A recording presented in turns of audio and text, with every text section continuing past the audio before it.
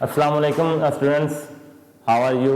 I hope that you all will be rowing the boat of robust health and stay at home, stay safe and keep your family protected.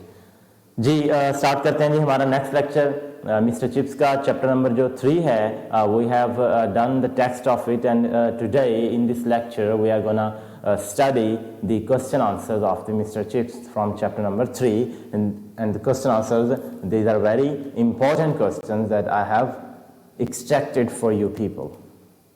Okay जी, question number 1 है सबसे पहले, how was the room that Mrs Wickett gave to Mr Chips, के वो कमरा किस किस्म का था, कैसा कमरा था, या ये इस तरह भी पूछा गया है what kind of room was given to Chips by Mrs Wickett, कि मिसेस विकेट ने कैसा कमरा उनको पेश किया था, या describe Chips room at Mrs Wickett's, यानी कि विकेट्स से मुराद है मिसेस विकेट्स हाउस।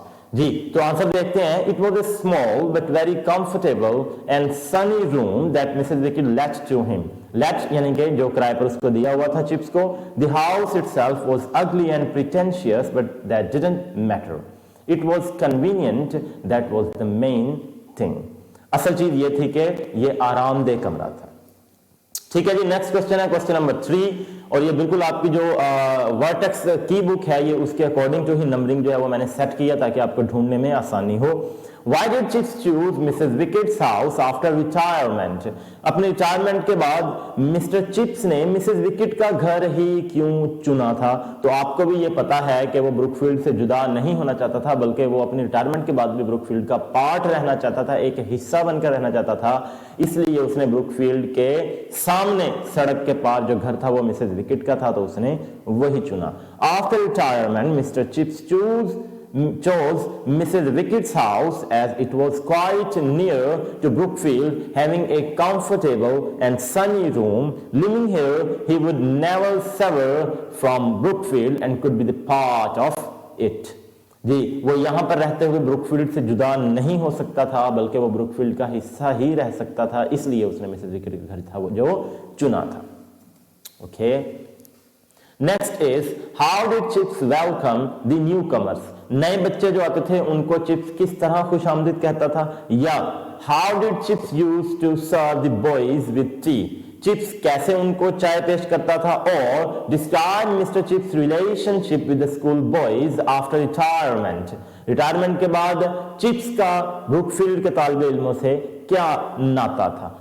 आंसर है जी, mister Chips welcomed and entertained his visitors and newcomers during their first term by serving them with tea, mixing careful spoonfuls from different caddies, मुख्तलिफ डब्बों में से वो किसी में से खुश्क दूध निकालकर मिलाता था पानी में, गर्म पानी में, किसी में से पत्ती, किसी में से चीनी, और ये सब कुछ वो मिक्स कर कर अपने जो विजिटर्स होते थे यानी कि जो स्टूडेंट्स और टीचर्स आते थे उनको देता था। He always ordered a walnut cake with pink icing from Redaway's, और रेडावे की दुकान से वो हमेशा एक अखरोट केक मंगाया करता था जिसके ऊपर गुलाबी जो क्रीम की तह है वो जमी होती थी।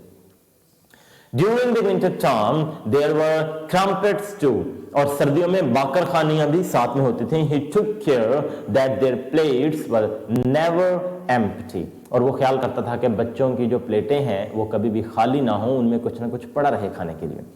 Question number 5, who was Major Collingwood? As I have told before students when we were reading the text of this chapter that there can be a question about Major Collingwood. So here we go, कि कौन था जी Major Collingwood? Collingwood was one of Chips' students, ये chips के तालिब इल्मों में से एक था। Once Chips punished him climbing onto the gymnasium roof to get a ball out of the gutter, क्योंकि वो जिम्नेजियम की छत के ऊपर चढ़ गया था, वहां से एक पाइप में से, गटर पाइप में से वो एक बॉल निकालने के लिए, उस वक्त वो बच्चा था, तो चिप्स ने उसे पनिश किया था कि तुम अपनी गर्दन तोड़वा सकते हो, इतनी ऊंची छत पर तुम चढ़े हुए हो। He was killed in Egypt during war, और वो जंग में मिस्र में मारा गया था। He was the uncle of young Branksome, a new boy at school, और स्कूल पर एक नया लड़का आया था यंग ब्रैंक्सम, तो इसी ने चिप्स को बताया था कि जो मेजर कॉलिंगवुड है वो मेरे अंकल थे, तो वो यहाँ पर वो मेंशन किया गया है।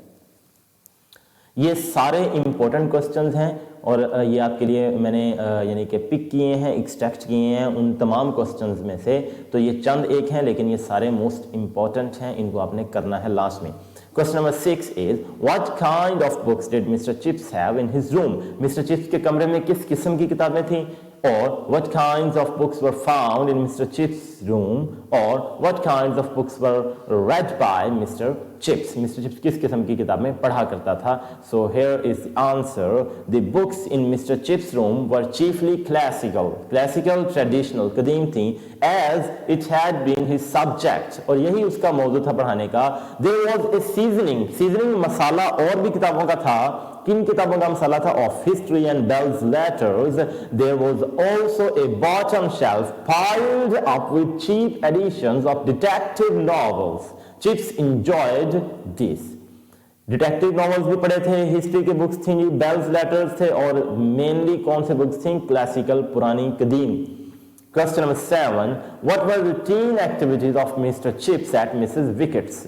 Or narrate the activities of Mr. Chips after his retirement, or how did Mr. Chips pass his retired life, or what is Chips routine after retirement? ये सब एक ही आंसर के क्वेश्चंस हैं, तो देखते हैं जी क्या इनका आंसर बनता है कि चिप्स ने रिटायरमेंट के बाद क्या क्या काम वो करता था या उसकी लाइफ कैसी थी. Answer is given. After his retirement, Chips lived at Mrs. Wickett's with his quiet enjoyments of reading and talking and remembering.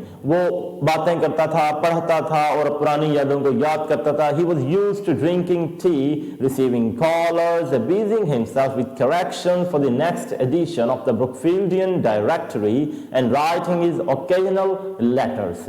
वो क्या करता है जी? चाय पेश करता, मेहमानों को बुलाकर मुलाकातियों से मिलता, अपने आप को मसरूफ रखता, ब्रुकफील्ड की जो डायरेक्टरी छपनी होती थी उसकी करेक्शन दुरुस्तगी करने में अपने आप को मसरूफ रखता था. कभी कभार कुछ खत वगैरह भी अदबी लिखता था. He had new masters to teach as well as new boys. वो मास्टर्स, नए असातिज़ा को भी बुलाता था चाय की दावत पर और नए तालिब इल्मों को, लड़कों को भी बुलाया करता था. Question number 8 is, what was the financial condition of Mr. Chips after retirement, or how did Mr. Chips spend his money after retirement, or what type of life was Mr. Chips leading at Mrs. Wickett's? उसने retirement के बाद chips की माली हालत क्या थी, उसके पास कितने पैसे थे?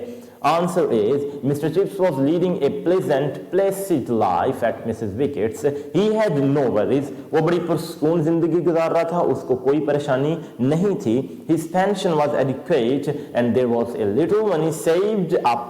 Besides, he could afford everything and anything he wanted. और वो हर चीज जो वो ख्वाहिश करता वो उसको अफोर्ड कर सकता था, खरीद सकता था.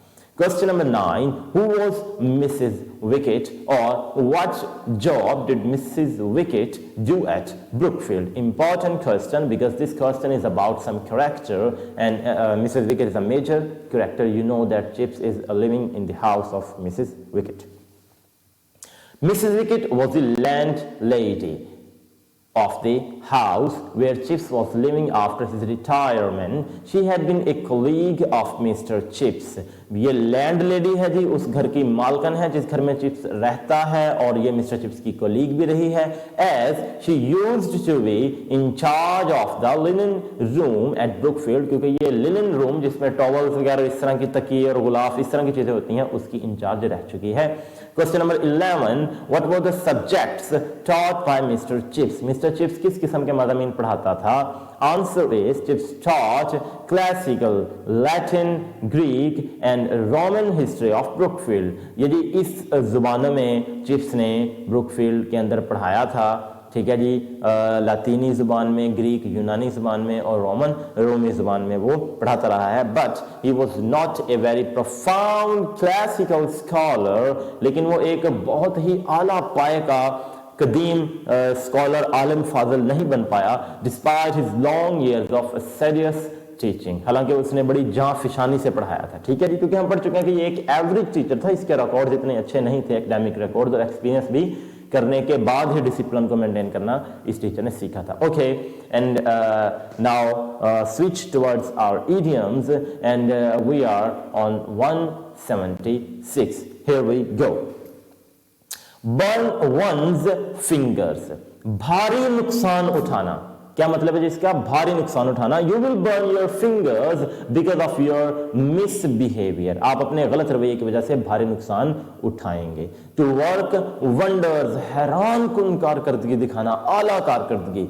Pakistan army worked wonder in the battle. जंग में पाकिस्तानी फौज ने आला कारकर्दगी का मुजाहरा किया। ऑल मूनशाइन, इसका मतलब है जी सिर्फ दिखावा, ऊपर ऊपर की बातें, ठीक है जी। The promise made by politician is all moonshine, जो कि सियासतदान ने वादा किया था वो सिर्फ दिखावा था। अ snake in the grass, beware of him because he is a snake in the grass. इसका मतलब है जी आस्तीन का सांप, यानी कि बज़ाहिर आपका दोस्त होगा लेकिन होगा आपका दुश्मन, मुनाफिक भी कह सकते हैं। तो वो कह रहा है कि उससे बच कर रहो क्योंकि वो आस्तीन का सांप है। एट वंस फिंगर्स एंड्स, ये जी फिंगर्स एंड्स हैं, और जब भी हमें कोई चीज़ अच्छे से याद हो तो हमें इन पर याद होती है। हम कह सकते हैं कि ये मुझे फिंगर टिप्स पे याद हैं। So same is the case here. At one's fingers end, बड़े अच्छे से याद होना, अजबर याद होना। The names of his students are at his fingers end, उसे अपने तालिब इल्मों के नाम अपने उंगलियों पर बड़े अच्छे से याद हैं, यानी कि उसे अजबर याद है। ओके स्टूडेंट्स, आपका जो टेस्ट का जो मामला है वो मैं सिलेबस व्हाट्सएप ग्रुप्स में शेयर कर दूंगा, ठीक है जी। आज मैं वो कर दूंगा शेयर, तो आपने वो लाजमी अटेम्प्ट करना है और उसकी आपने वो मुझे टेस्ट की जो शीट्स हैं वो मुझे रिटर्न भी करनी होंगी फिजिकली कॉलेज में आकर। वो सारी इंफॉर्मेशन आपको मैं दे दूंगा। ओके जी, विश यू गुड लक। मिलते हैं आपसे अगले लेक्चर में, तब तक के लिए अल्लाह हाफिज।